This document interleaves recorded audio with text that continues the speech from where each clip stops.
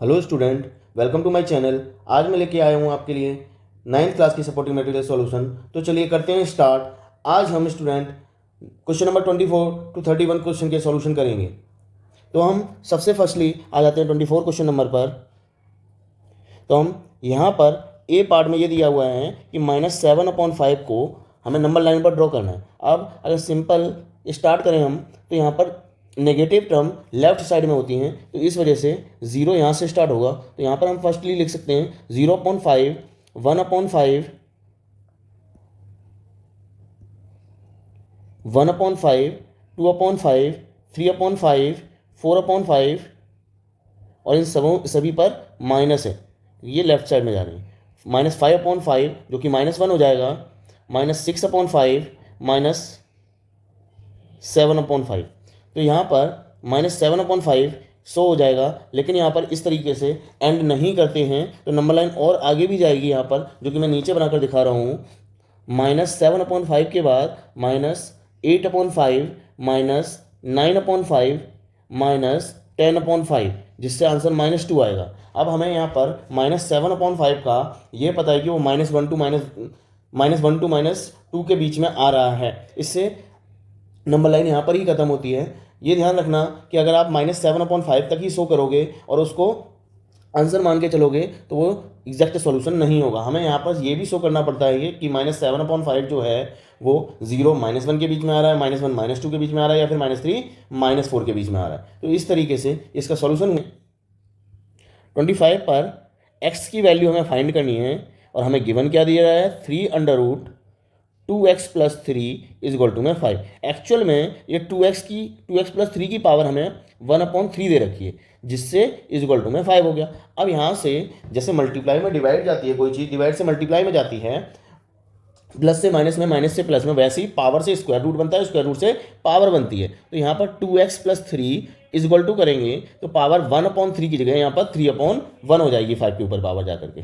तो यहाँ पर 5 की पावर 3/1 का मतलब क्या है, 5 की पावर 3, और 5 की पावर 3 की वैल्यू क्या होती है स्टूडेंट, 125। तो 2x = में 125 माइनस का 3, प्लस में है 3, इस साइड जाकर उस साइड जाकर के माइनस में हो जाएगा। तो 2x = में क्या बचेगा, 122। तो x की वैल्यू क्या आ जाएगी, 122/2, 2 6 12, 2 1 2। तो x की वैल्यू कितनी हो जाएगी, 61 यहाँ पे स्टूडेंट। तो हम क्वेश्चन नंबर 26 पर आ जाते हैं। हम 26 में हमें 1.27 पर बार है, इसको हमें P/Q की फॉर्म में लिखना है। किस फॉर्म में लिखना है, P/Q की फॉर्म में। तो हमने इससे पहले भी एक क्वेश्चन किया हुआ है इसमें।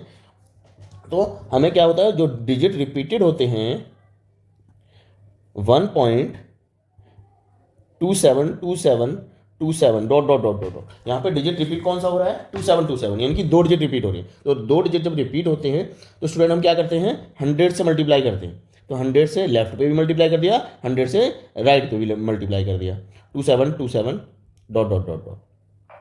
= में 100 × x, 100x आ गया, और 100 को 1.2727 से मल्टीप्लाई करेंगे तो पॉइंट के बाद राइट साइड पे पॉइंट शिफ्ट हो जाएगा, कितने डिजिट, 2 डिजिट।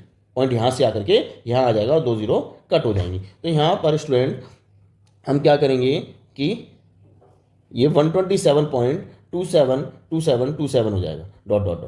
हम हमेशा ही x की वैल्यू को यहाँ से अलग करते हैं। x की वैल्यू क्या है, 1.272727 ... हमने यहाँ पर 0.27 ... अलग कर लिया है स्टूडेंट, और यहाँ पर क्या कर लिया है, 127 में से हमने 1 को और अलग कर लिया है। तो 127 में से अगर हम 1 को अलग करेंगे तो क्या बचेगा स्टूडेंट, 126 बचेगा।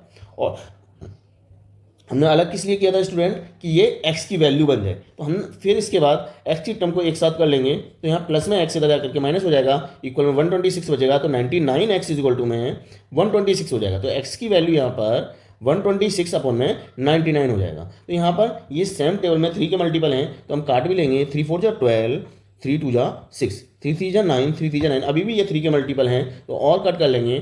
3 1 = 3, 1 कैरी, 3 4 = 12, 3 1 = 3, 3 1 = 3। तो 14/11 किसकी वैल्यू हो गई, 1.27 के बार की वैल्यू 14/11 हो गई। क्लियर। तो हम अब आ जाते हैं क्वेश्चन नंबर 27 पर। 27 में स्टूडेंट क्या दिया हुआ है, √5 + √3 अपॉन में √80 + √48 - 45 अंडर रूट में माइनस अंडर रूट में 27।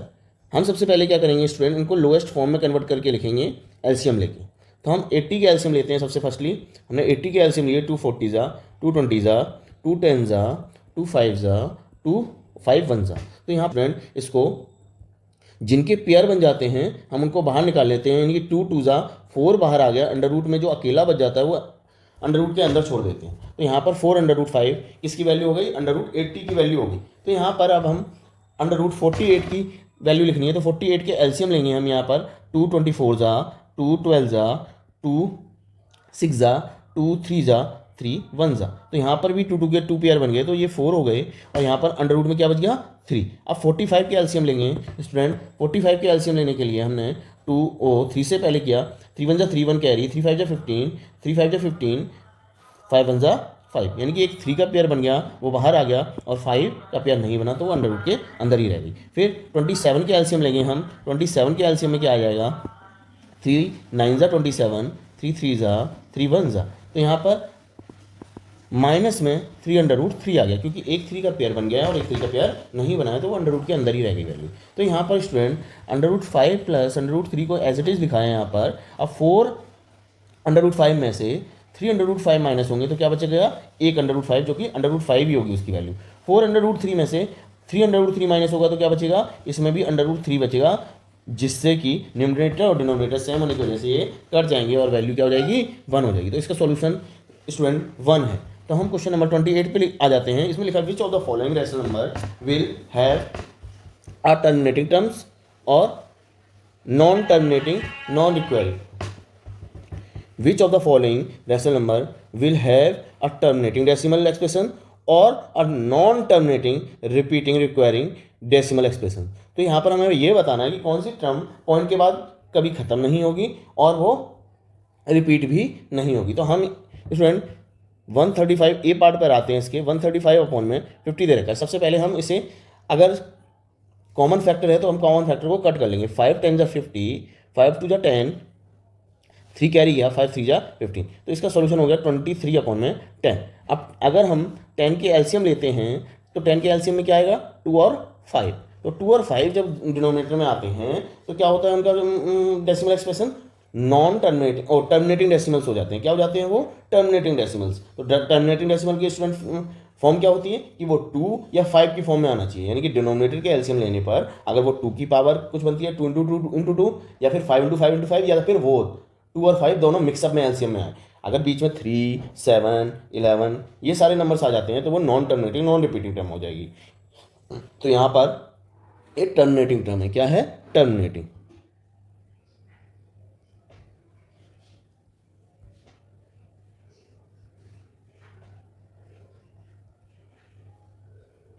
अब हम बी पार्ट पर आ जाते हैं।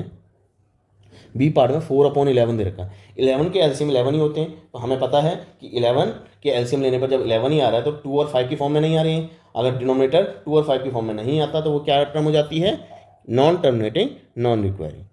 नॉन टर्मिनेटिंग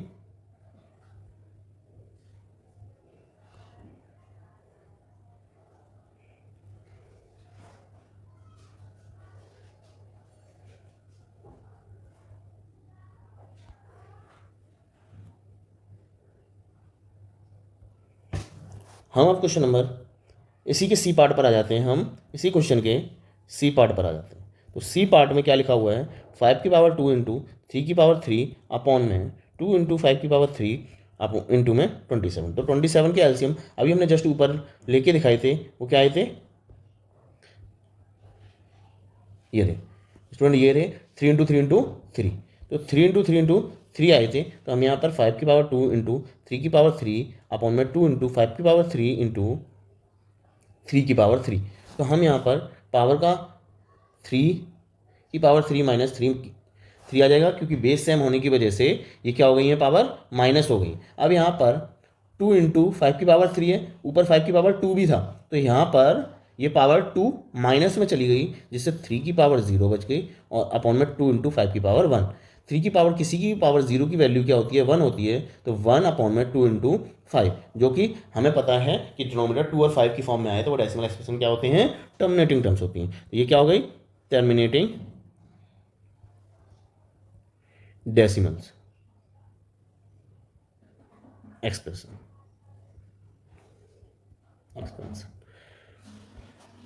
अब हम इसके डी पार्ट पर आ जाते हैं। डी पार्ट में 55/9 दे रखा है और ये सेम टेबल में इनमें कोई भी कॉमन फैक्टर नहीं है, तो हम इसी में ही डिनोमिनेटर का एलसीएम लेंगे, तो वो 3 × 3 आएगा। क्या आएगा तो स्टूडेंट 3 × 3। तो 3 × 3 जब किसी का डिनोमिनेटर का एलसीएम आता है तो वो क्या हो जाती है term, non terminating non repeating, non terminating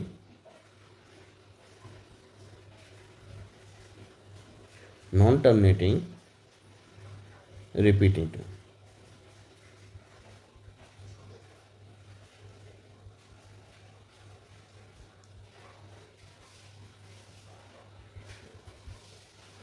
अब हम क्वेश्चन नंबर 29 पर आ जाते हैं स्टूडेंट। इसमें क्या लिखा हुआ है कि कौन सी टर्म नॉन टर्मिनेटिंग डेसिमल होती हैं, कौन सी नॉन टर्मिनेटिंग रिक्वायरिंग डेसिमल्स होती हैं और कौन सी non terminating non recurring decimals expression होती हैं। तो हम ए पार्ट की बात करें तो 0.1666 खत्म हो गया यहाँ पर नंबर, तो ये क्या हुआ, टर्मिनेटिंग डेसिमल हुआ। ये क्या हुआ स्टूडेंट, टर्मिनेटिंग डेसिमल।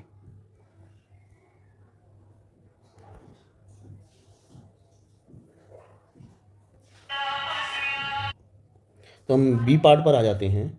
तो बी पार्ट में क्या है कि 0.27696, तो यहाँ पर भी नॉन टर्मिनेटिंग नॉन रिपीटिंग वाली कोई टर्म नहीं है। पॉइंट के बाद डेसिमल एक्सप्रेशन क्या हो जा रहा है, खत्म हो जा रहा है, तो यानी कि ये भी डेसिमल एक्सप्रेशन क्या हो गया, टर्मिनेटिंग डेसिमल एक्सप्रेशन हो गया।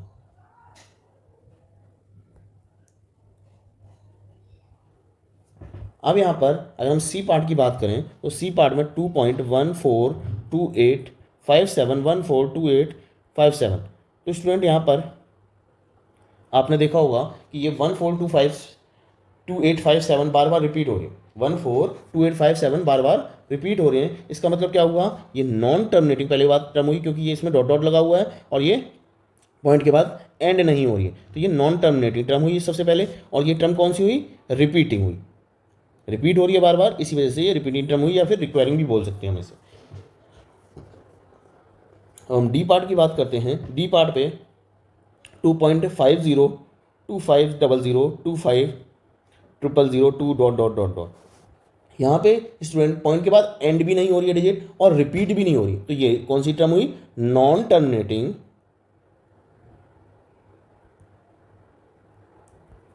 नॉन रिक्वायरिंग टर्म हुई डेसिमल। तो हम पार्ट डी के बाद पार्ट ई पर आ जाते हैं हम। वो 4.123456789 पर बार। तो इसमें भी वो स्टूडेंट साफ पता चल रहा है कि ये नॉन टर्मिनेटिंग टर्म है क्योंकि इस पर बार लगा हुआ है।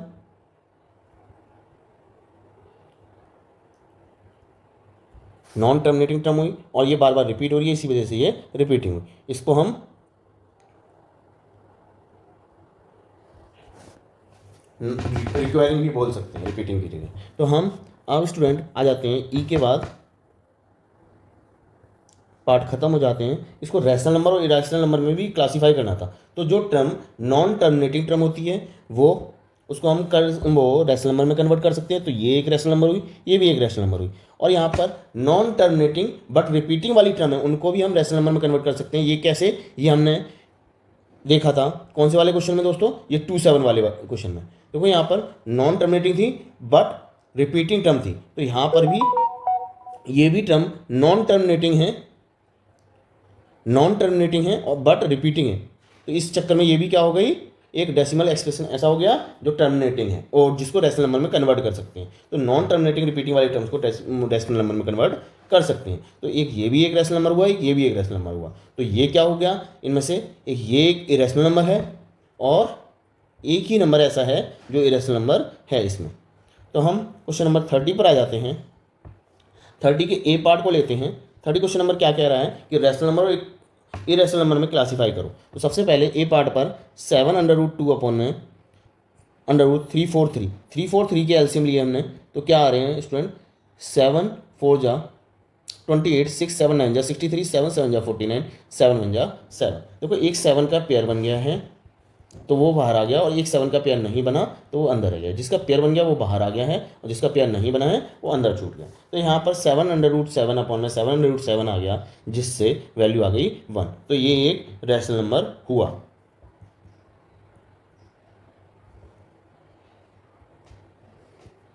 अब हम बी पार्ट की बात करते हैं। बी पार्ट पे आ गए हम 5 + 2√23 माइनस √25 प्लस √92।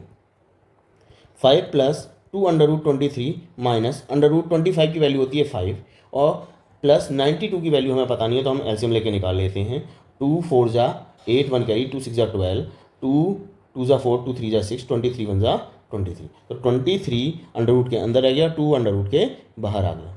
तो यहाँ पर 2 √3 √92 की वैल्यू हो गई है। तो 5 + 2√23 -5 - 2√23। तो यहाँ पर 5 से 5 कैंसिल हो गया प्लस और माइनस में, और 2√3 भी 2√3 से कैंसिल हो गया, क्योंकि ये प्लस और माइनस की टर्म थी। तो आंसर आया 0, और 0 को हम लिख सकते हैं कैसे स्टूडेंट, 0/1। तो ये भी एक रैशनल नंबर हुआ।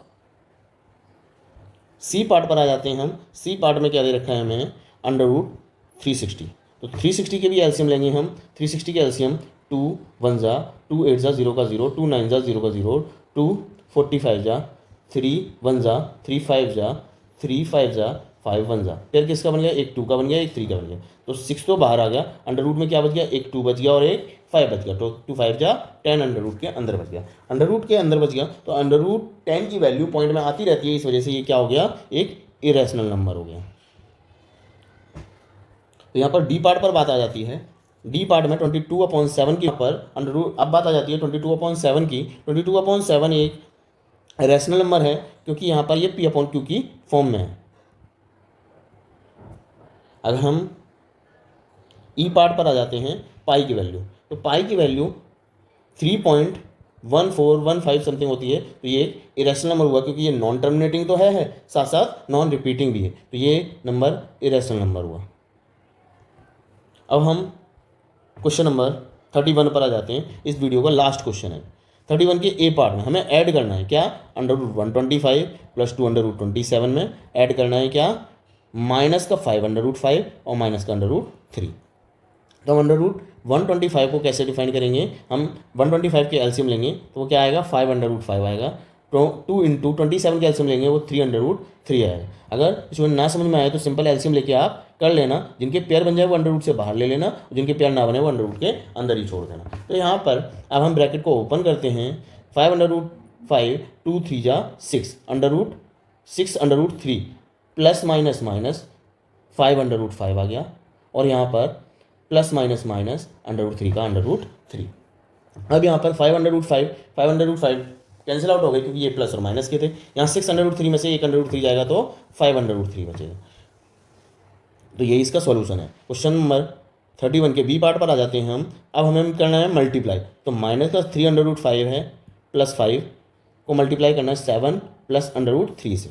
तो हम एक बार -3 को 7 + √3 से मल्टीप्लाई कर लेते हैं, फिर प्लस √5 को भी 7 + √3 से मल्टीप्लाई कर लेते हैं। तो प्लस माइनस माइनस 3 7 जा 21, प्लस माइनस माइनस 3/3।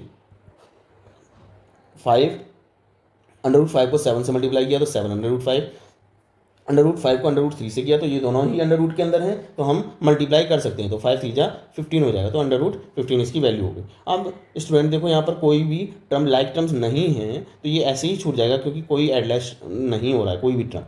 तो यहाँ पर सी पार्ट पर अगर हम आ जाएँ तो सी पार्ट में हमें डिवाइड करना है। तो 2√216 को माइनस 3/27 को डिवाइड करना है किससे, 7 से। सबसे पहले स्टूडेंट हम 216 के एलसीएम लेते हैं। 2 1 जा 2, 0 2 8 जा 16, 2 5 जा 2 4 जा 2 27 जा 3 9 जा 3 3 जा 3 1 जा।